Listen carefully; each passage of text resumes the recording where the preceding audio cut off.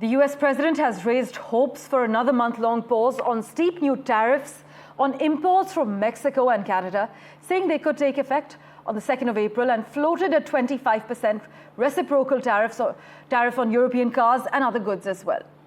But you must note, a White House official, however, has said Trump's previous March 4th deadline for the 25% tariffs on Mexican and Canadian goods remained in effect as of this moment, pending his review of Mexican and Canadian actions to secure their border and halt the flow of migrants, as well as the opioid fentanyl into the United States.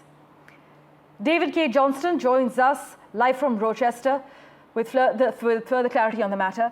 David, 1 minute we hear massive tariffs on Canada and Mexico. The next, those plans are delayed or modified. Is this inconsistency part of a larger strategy, or would you argue that it's simply a reflection of poorly thought out decision making?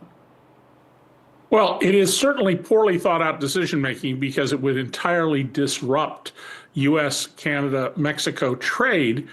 But on the other hand, this is typical Donald. He tries to create chaos. He finds ways to destabilize other people in chaos.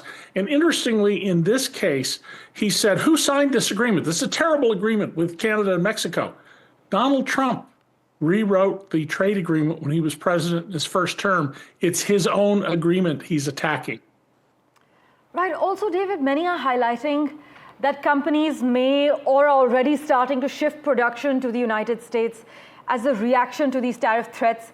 Is this exactly what Trump wants, though? And does this strategy have long-term implications for global trade dynamics?